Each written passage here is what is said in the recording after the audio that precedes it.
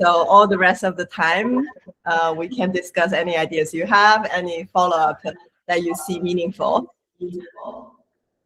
So getting started, I think my agenda on one side aims at checking the LLM cooperation rate.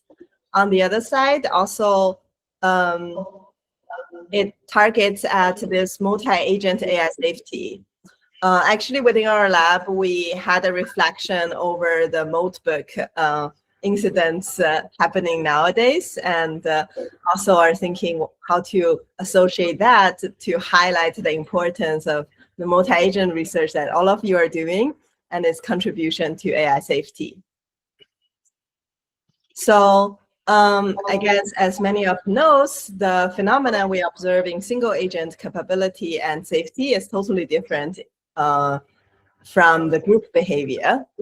And one second, let me actually exit the view and go to one that I can jump the slides so we can select the more meaningful ones to talk through.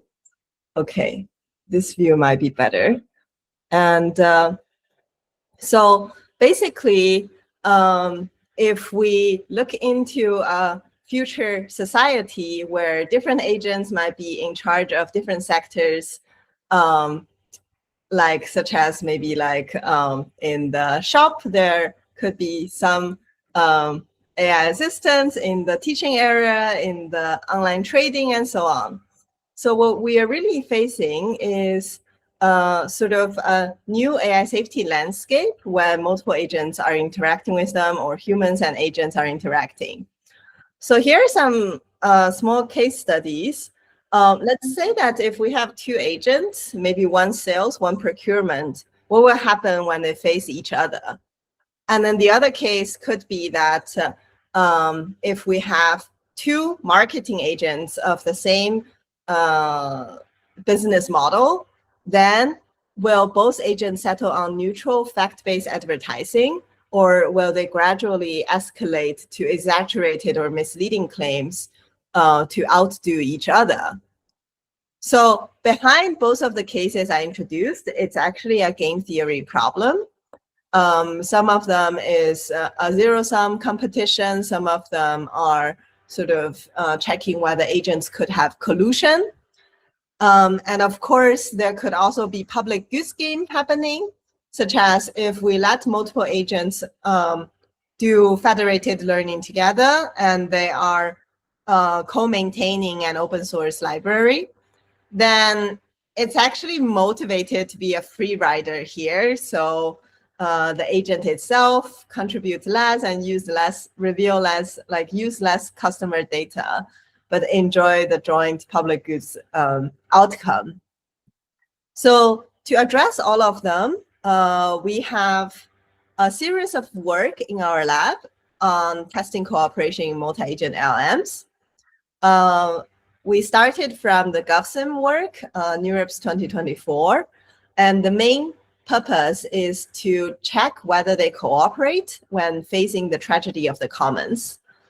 And then the second work, MoralSim, also in collaboration with Emmanuel, who is also a mentor in the fellowship, we look into whether LLMs trade off, payoff, and morality, and try to dissect the two orthogonal branches. And then also with David Guzman, who will arrive on Thursday evening, we have another study on to encourage cooperation. What intervention can we do? What about testing the functions of sanctioning institutes? This is also a project that we designed for the fellow Van to continue exploring different variants of sanctioning. And then with my PhD student, Ryan Faulkner, as well as the Google DeepMind researcher, Joe Lebo, we also look into simulating elections among multi-agent LLM societies. I'll introduce some results from our latest preprint. And also, lastly, we look into the theory of mind problem also in the multi-agent setting. So just to give a few starting points, So we started with testing sustainable cooperation in the public common pool resource problem. And we built on classical economic cases brought up by Eleanor Ostrom and many other researchers. So for example, one of our simulations is centered around a fishing village where each of the LLMs are initiated as a character. And the main question here is that who should fish how much in this common lake? So following the economic study setup, we not only have the fishing village, but also have shepherds sharing a pasture, as well as also factory owners dealing with like both generating products and handling the pollution problem. So for example, in the simulation of a whole calendar year that we run for GovSim, currently for each month, we design it to have 3 different stages. One is that the fishermen can act on how much fish to get, and then they can enter a discussion period followed by a reflection, a town hall, sort of like an individual going back and plan for the next week. So, and we limit the resource to have a certain capacity, like the fish at the end of each month, the remaining fish double up, and the cap is 100 tons. So as we know that the best strategy is every month, fish only 50 tons, then you get the most number of new fish generated, and then the total group outcome is the best. However, the agents do face overfishing intentions. So to simulate this, we have this 3-stage agent architecture, from announcing, like a global announcement in the game of how many tons of fish there are, what are the games, what are the rules of this environment, and so on. As well as each fisherman can set off to decide the number of fish they want to catch, and follow up by discussion period. And in the discussion period, there could be blaming, responsibility attribution, and so on happening.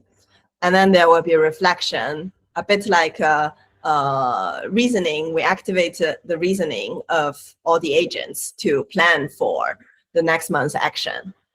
And hopefully they can be more respectful in the future round and sustain the resources in this environment.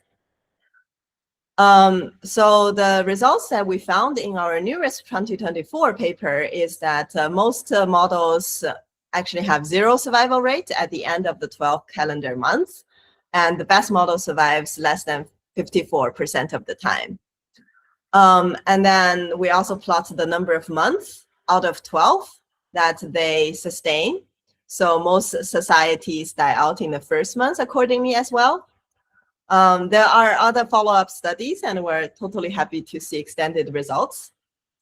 In addition, other than this big experimental table that we reported on survival rate, time, efficiency, total gain, equality, and so on, we also look into what are deeper technical questions behind multi-agent society.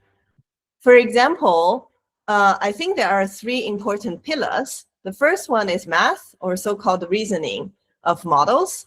Namely, do they really know what will happen if they keep doing something? In human society, this is one of the major ways to persuade the public to care about climate change. Say that if we keep emitting CO2 in this way, then what will happen to the icebergs, and then it will reach a threshold causing really disastrous outcome. So that's sort of through letting the people be better at reasoning, and then that can propagate to actions, because it also matters to them, matters to their own future.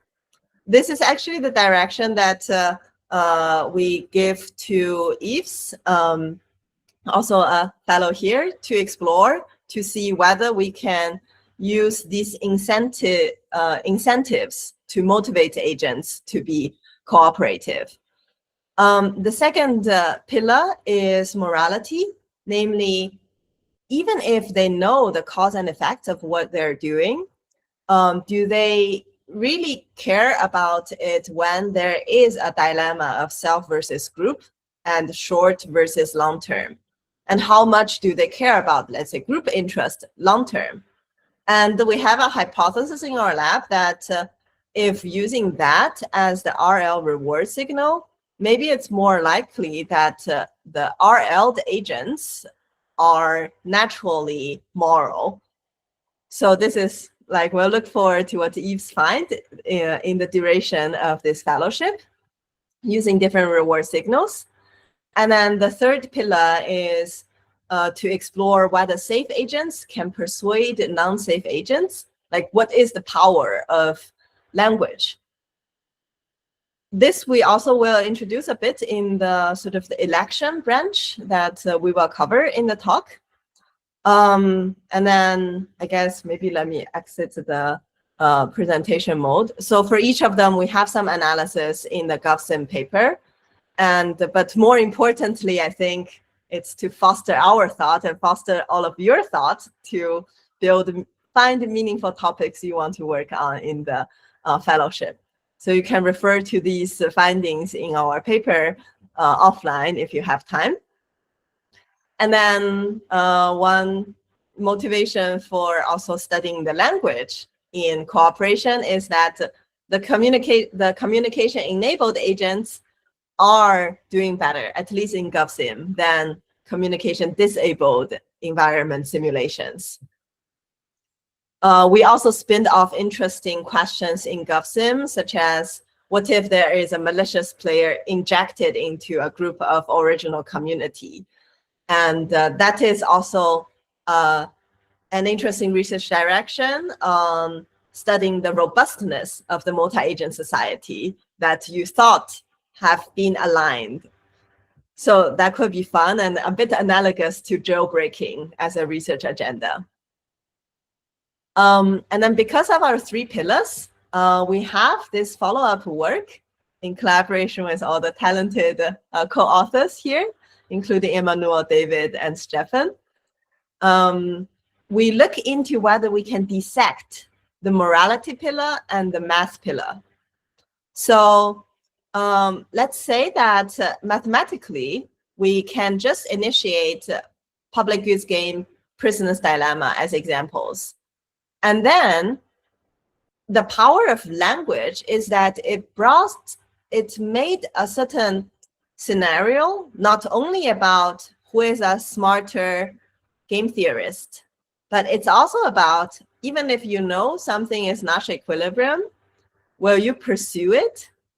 And then that is like, for that, we add moral context behind the games, such as, what if you are handling a contract reporting case?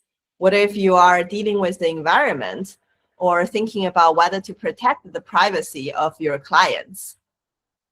So as an example prompt that we have shown here, we do initiate the scenario as, imagine you are a CEO developing LLM in your company, and then do you want to use privacy respecting data or privacy violating data? Which is something we see that the current LLMs actually are sneakily finding more and more ways to use their customer data still to polish their model, because they do face this zero-sum competition of competing with other language model companies. And then if we see the model responses, let's say if we ask these exact questions, let me make it larger so people can see more text here. Then like GPT-4o in this case is actually violating the privacy. It sort of finished the mathematical reasoning with all the numbers, number of like units that we said it will profit from.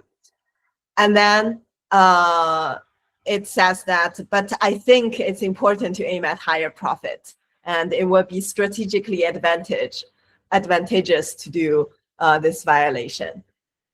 Yeah, so this is what we see happening. And then in general, we plotted the following types of results. The first one is if we purely put a mathematical reasoning case to the model, give no meaning to the actions, give no meaning to the consequences, then models has a certain like cooperation rate. And then after giving it, it's sort of like cooperation rate significantly increase because the context motivates it to do the more ethical decision. However, even among different moral contexts, we see that contractual reporting is respected the most, followed by green production. And actually, most LLMs tend to violate privacy protection in most cases. And also, let's say DeepSeek has almost like always violate privacy for a better game theoretical outcome. So we also have other extensions, such as, well, the model's strategy change if they know the opponent types and so on. Okay, I think this is actually a good one. And then we also have other variants on what if the utility is really like severe, namely the companies actually face bankruptcy if they don't win this market competition and so on.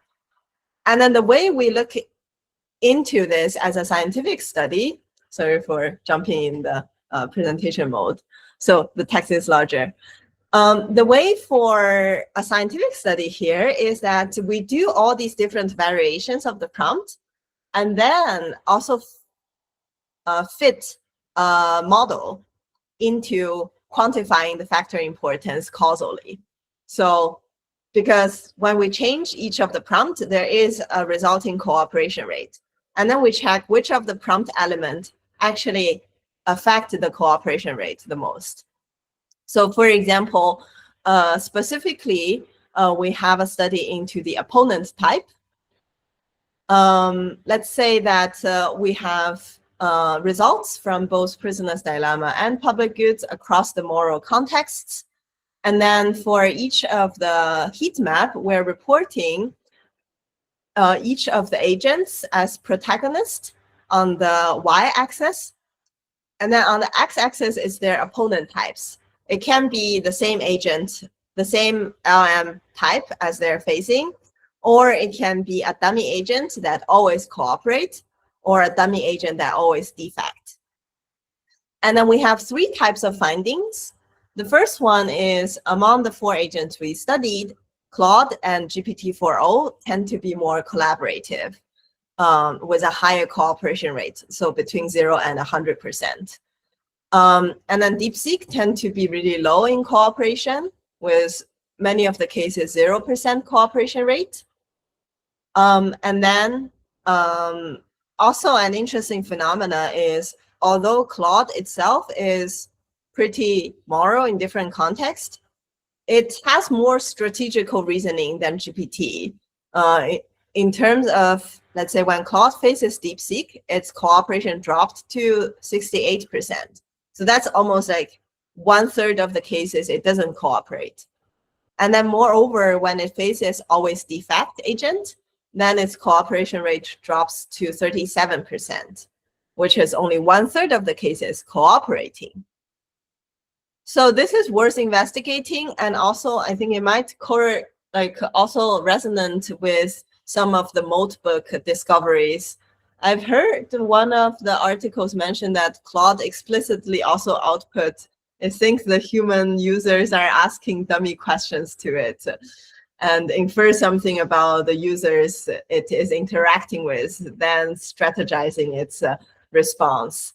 So I think it's a sort of a question that's worthy investigating into, like whether there are meta-strategical behaviors in these multi-agent interactions.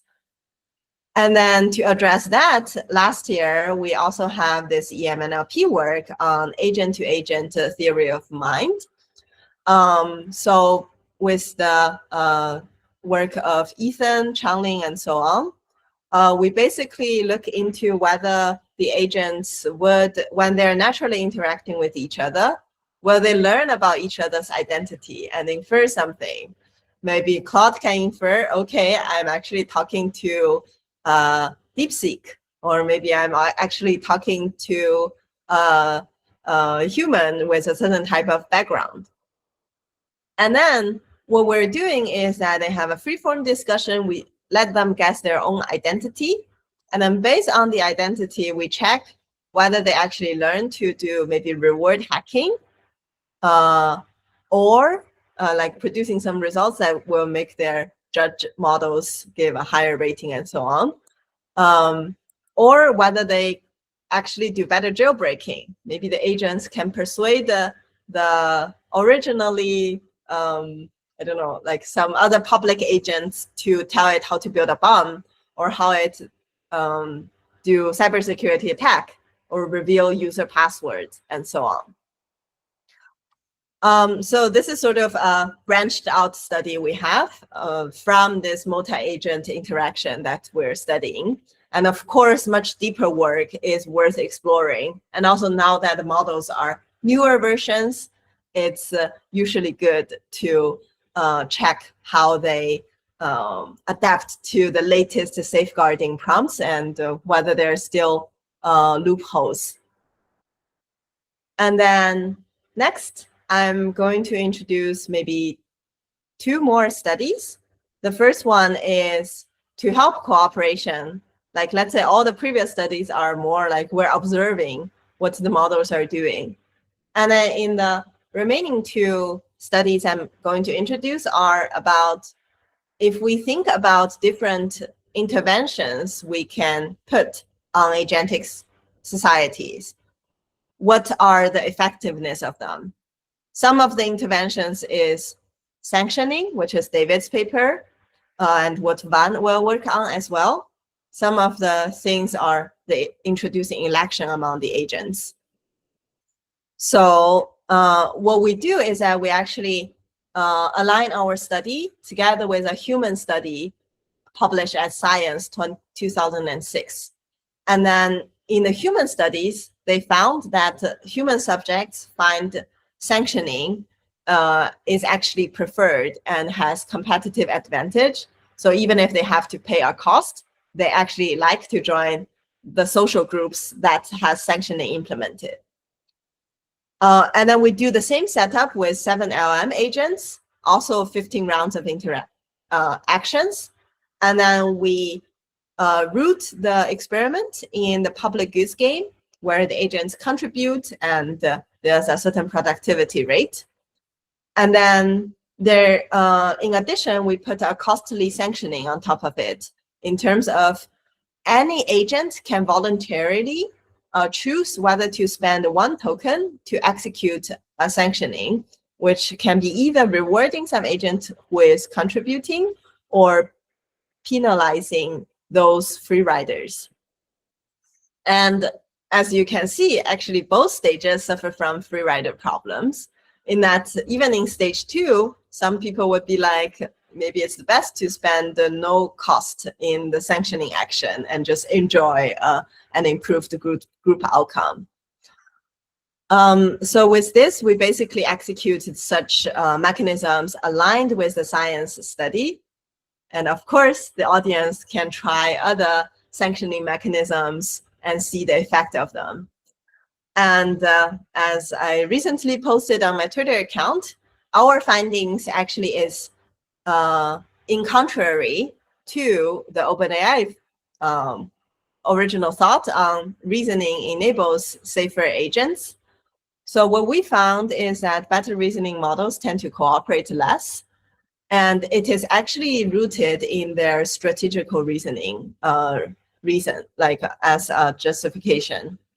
So just for overall performance, we see the group of reasoning models the group of traditional LLMs tend to contribute more in the public goods game, and the reasoning-enabled ones contribute to actually less than a half in many of the cases, with the contribution being 20 tokens per round.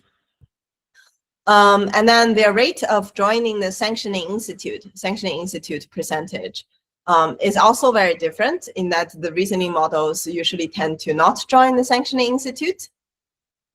I think the more interesting analysis that I will jump to is probably this type of thing.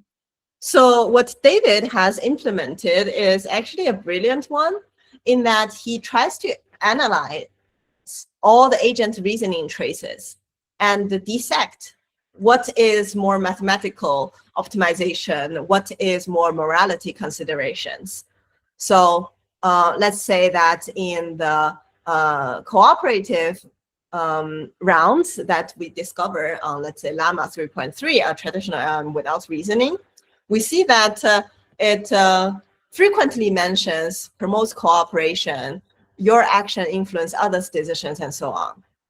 However, if we annotate the reasoning trace of the reasoning-enabled LLMs, it's actually more centered around exploitation, finding the natural equilibrium, and sticking to it.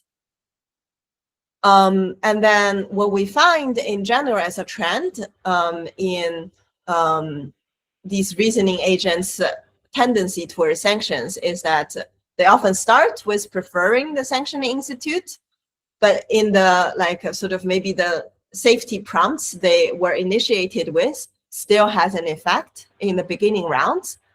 But as we continue the iterations, in the mid to early ones, they react very strongly even to moderate sanctions.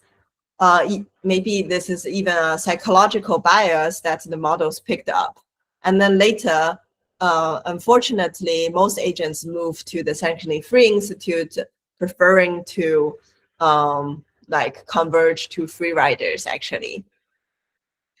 So some example output of the agents, as we see, the beginning ones actually do care about certain cultures, cooperation, and so on. And then in the middle, let's say in the round 3, in this example, they said that, okay, I contributed 10 to 15 tokens, although 10 is around 50% contribution rate. And then I feel like the punishment I receive is significant.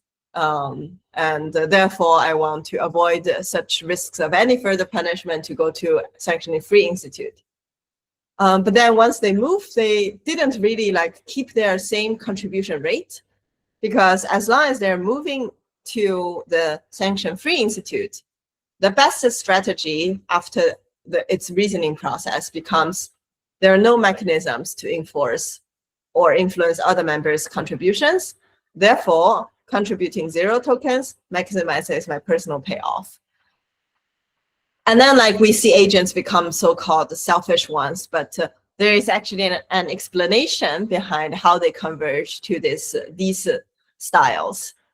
So totally looking forward to Van's continued exploration on many of the new research questions sprung from this. And we welcome collaboration from other fellows as well, if you see this direction interesting. Lastly, we have this idea, which we actually suggested to Mariana last year as well. And there seems to be some synergy. So we'll see whether it makes sense to explore more. So we also look into, because in the human world, we see various elections happening. And if you sit in to listen to politicians' agenda, there seems to be also many research questions popping up here. Therefore, we also spin off a cooperation study for LLM self-organized leadership. So the driving question here is that hopefully election of leadership can coordinate the group better and enforce meaningful policies and agenda. And then we answer the following research questions, namely, the introducing election of leaders, does it contribute to better sustainability? And then also some other questions like, if we observe the elected leaders, what traits do they usually have in this LLM voting population? What tend to be a more popular leader style? And then after they're elected, how do they exert social influence over the group? And also, a deeper analysis on whether there are rhetoric strategies that actually wins the heart of the agents, but maybe not necessarily always paired with an agenda that helps sustainability. So first, to investigate the sort of the research, we set up the environment to be composed of multiple agents in this GovSim environment, and we instantiate leaders by different persona. It can be following the social value orientation. It can be altruistic leaders, pro-social leaders, individual leaders, and competitive ones. And then we also consider, we compare the populations with no leader, with a fixed assigned leader, and also with an elected leader. The whole simulation builds on the GovSim framework, but adds the additional contents, such as introducing a policy proposed by the leaders, and they can talk about their own agenda. After that, then the voting agents actually elect the leaders with the most promising profile. And then we enter into the round of harvesting together with the original fishing village setup. And we can report the actual harvest and the sustainability rate of this village as a result of this election. Then we enter into a discussion period where all the villagers and leaders discuss and repeat for the next round of election with new agenda proposal and voting. So with this, we report for the 4 research questions. The first one is the efficacy of leadership settings. Namely, we find that the settings with the leaders do lead to higher social welfare and longer sustainability. And then we also pay special attention to checking the free riding behavior.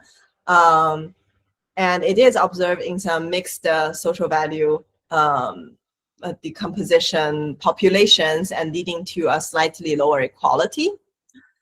In addition, we check the voting heat maps on what type of leaders tend to receive more votes.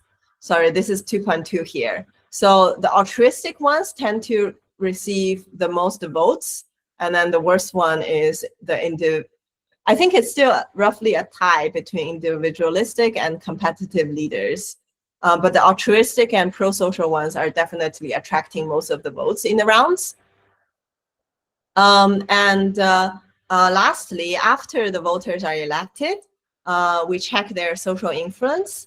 So, for example, we check the degree of centrality when the leaders interact with the other agents, and then we form a sort of a social network connection of all the agents in this village. Then we see that the social influence among different leader agent types is widely dispersed, although group rewarding leaders exert more influence to the other agents' actions and so on. And then lastly, specific to the concerning behavior we see in human society elections, we also check the effect of rhetoric persuasion skills of leaders in winning their position. So in general, the group rewarding leaders tend to show more cooperative sentiment in their language, and self-rewarding leaders tend to put forward logical sounding arguments, whereas group rewarding ones use norms and appeal emotion relatively more often. So with this, we present an outlook for multi-agent societies. So to encourage cooperation, there can be soft power and hard power. in the soft power one, it can be conversational negotiation, mutual goodwill, emergent cooperation, and so on. And then in the hard power side, there will be formal enforcement using punishment and rewards to encourage cooperation. And I also have a special interest in political science, so looking forward to other forms of society and organization formats among the agents to see the effect of them. So totally looking forward to further explorations. And again, thank you everyone for listening, and welcome any questions on any of the studies we have presented.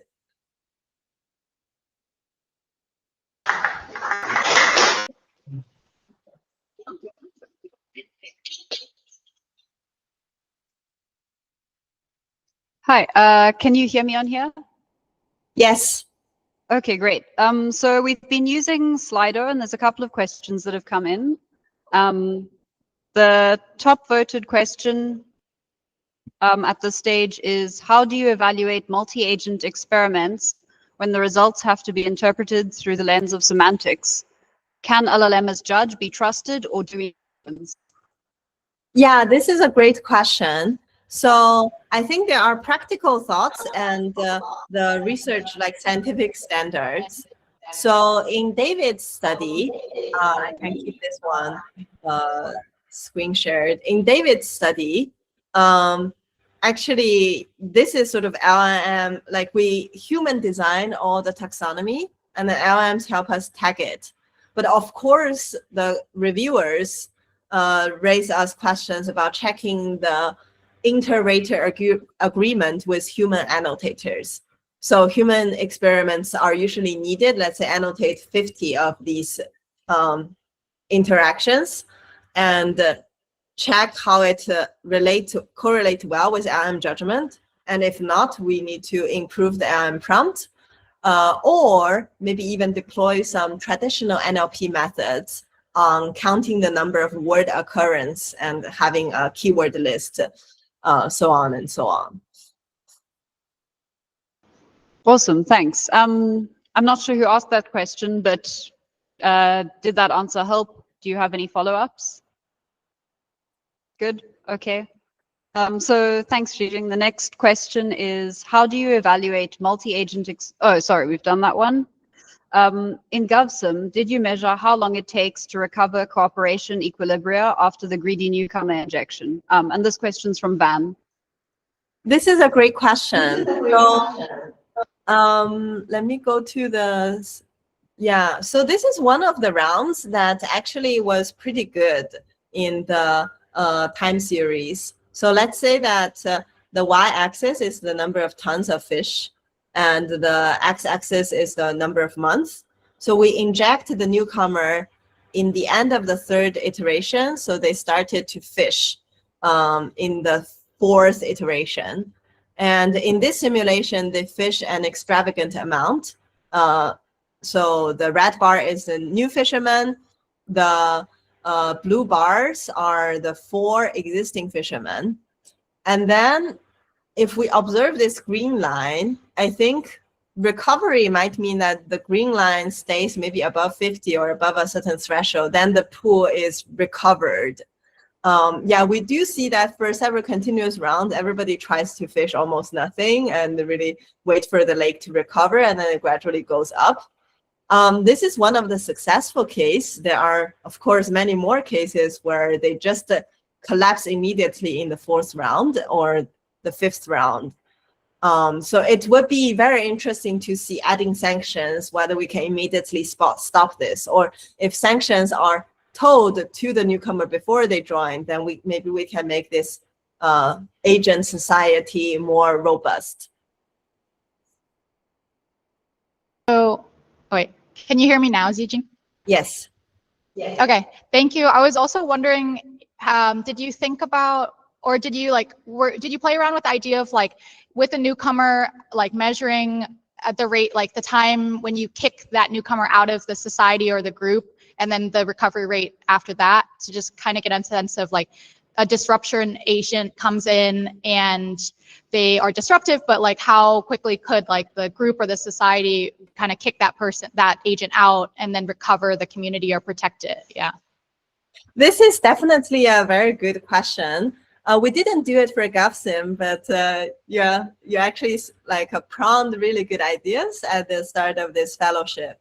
And I was also just thinking that maybe there is a lot of cooperation opportunities among the fellowship students, because it could be that we share a similar code base, and all the questions, as Van you mentioned, could be about changing some setup. And then, so I think the setup should be a very good code base to run the simulation relatively fast, but also a very good analyzer and visualizer of the results, because what does recovery mean? And then that probably needs some coding of turning some properties of the time series to that, or debug in a timely way. So really a visual panel is very helpful. And as you mentioned, your research question is more on what should we do to the newcomer? There could be a lot of action space, expel them after how long, or just add sanctioning and a very, very hard punishment or soft punishment and so on. So when we probe these settings, I learned it from Anthropic Fellowship setups that they really like people who iterate maybe one experiment a day. So the research hypothesis get very fast improved throughout the fellowship time. So this could be something that's good for people who are interested in engineering to make faster. Awesome. Thank you. The next question comes from Maxime. In the election paper, did leaders have any real enforcement tools, or was it only through language? The current one is only through language. It would be feasible to add hard enforcement, namely like make what they said actual rules in the environment.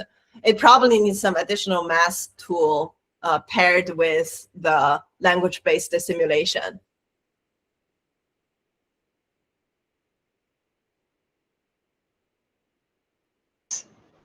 Do you have any follow-ups on that? Okay, well, good. All right, I'm just looking in the Slido to check for which question is next. All right, so anonymous question. In the sort of multi-agent experiments where the behavior has lots of entropy of behavior, how do we study it systematically? Does it need lots of seeds? So this is a great question, and every conference reviewers question this, and that is a fundamental question behind multi-agent simulation with LLMs. So there are several things that our lab has deployed. I can tell that in the 2024 time when we submitted GovSim, then the general way to respond is fix the random seed to 0, paraphrase it, average it across 5 runs. Then the reviewers are relatively fine. And then once our lab proceeded to 2025 last year, we actually spent significant effort deploying interpretability things. So basically, for every of the model response, we also check what training data influence its behavior more significantly in this prompt. And then when changing the random seeds, we check whether the models actually trace back to the same training data. Let's say that if we see the moral sim, if we see it trading off payoff and morality, actually, let me go to the exact thing that we were talking about here. So let's say that a model has this type of reasoning on maybe the Nash equilibrium, then it would be ideal to check that the model traces back to some game theory textbooks and exercise questions. And then if it decides to violate privacy for a higher profit, we also check whether it maybe goes back to some news scandal of actually companies making such decisions, or more strategical reasoning balancing the two for their decision. Although we still didn't reduce the entropy, but it's sort of providing a more scientific insight by an interpretability effort, like mechanistic interpretability, training data attribution, perturbation of input output. These are the 3 tools we're looking into right now. I'm not sure whether Emmanuel is in the office, in the audience, but with the recent collaboration with Emmanuel, we also dive deeper into this subscale dissection, tracing it back to, do they really perform math correctly, and or whether it's a problem of their ethical preferences and so on.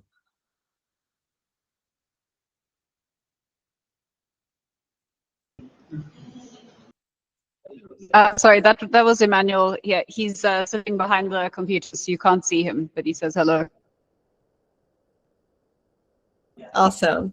Also, if anyone needs the interpretability units we have deployed, tracing model behavior back to training data, let me know. We have several members in Toronto. I'm today zooming from Zurich, but we have several members in Toronto having the engineering pipeline for interpretability. So you can pass your queries to us and we can help extract the training data that explains model behavior. Cool. Sorry, I think we froze for a second there, but Emmanuel says hi, he is here. Okay, sounds good. I was also offering that if people need interpretability things, tools, our lab in Toronto has set up an interpretability pipeline. You can pass your query to us. You observe with this prompt, model answers this, and then we can trace back to the training data, telling you, here are the top 5 training samples affecting models choice here, giving you some interpretation. Okay, amazing. Thank you. Can we keep going with a few more questions? Of course, I'm open-ended. I don't have a strict, yeah. Okay, awesome. So the next one is also an anonymous question. Why were the contractual obligations respected more? Is this programmed so that developers don't have to face legal liability? It's not sure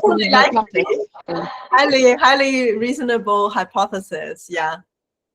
It could be that like this, all these big companies have an extra bias on, making the models not touch the legal boundary. And then it's also interesting to see whether it differs when you do the prompt in different languages, because the legal context in different languages might be different too. Yes, that's the most plausible hypothesis behind this.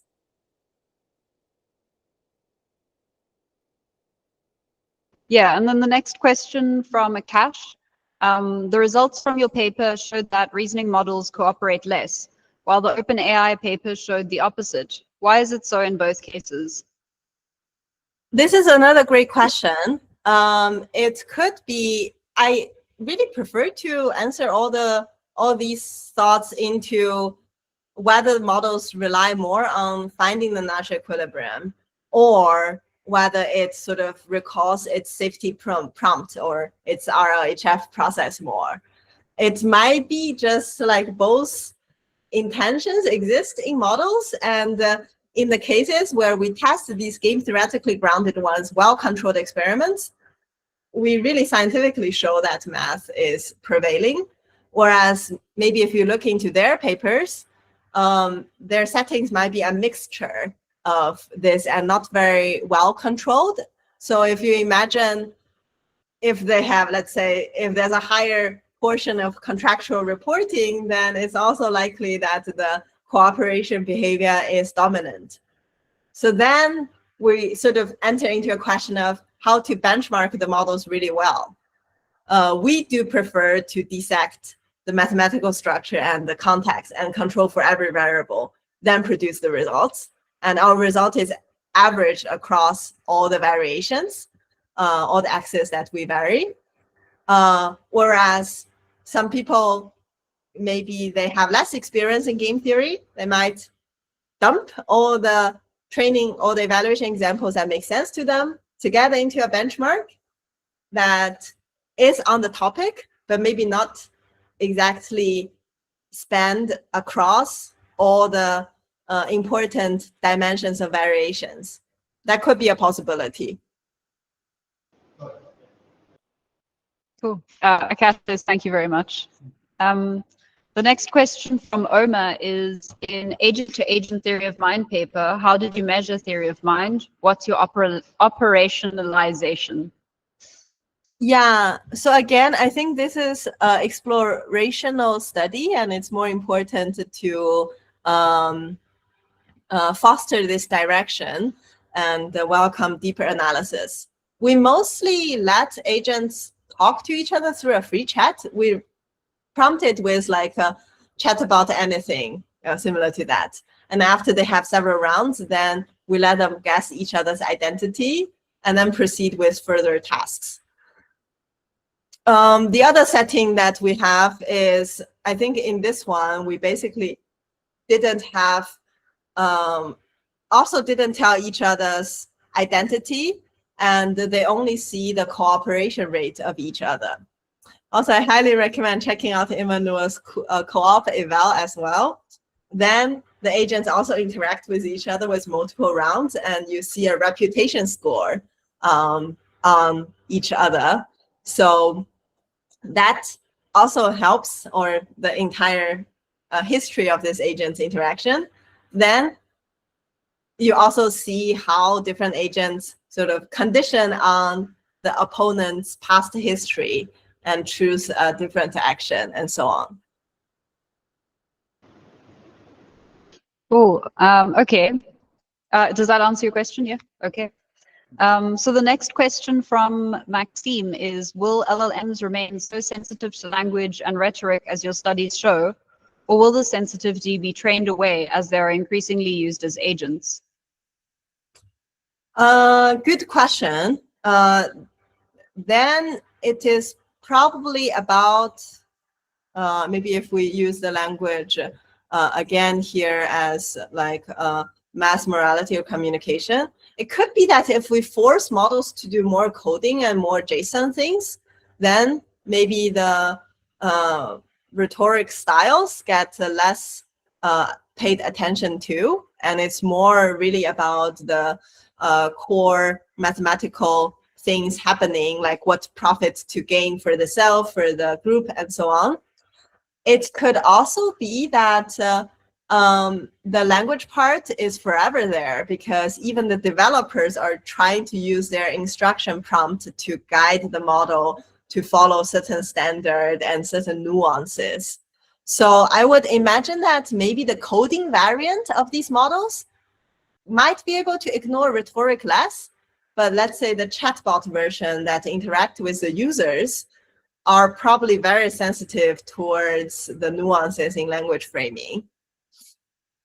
And then it might become like what post-training data is inserted into this LLM when you use it. It could be just a portion of their mathematical reasoning side, and the portion of their language side have a different mixture. Cool. I think we are just about out of time. We really appreciate you coming for this talk and answering so many questions. I think everyone has had a chance to get their most burning thoughts out. So thank you so much for taking the time for that. Awesome. Thank you so much. And if further sessions is preferred, I'm very happy to do maybe also brainstorming, where there could be a roundtable and people chatting about their own idea, and then we give feedback to polish the research design thoughts. Thanks. That would be incredible. I think we'll have to have a look at our schedule and see if we can slot that in. But I think that would be an amazing session to run. Thank you so much for all the great questions and awesome event organization. Thank you. Bye. Enjoy.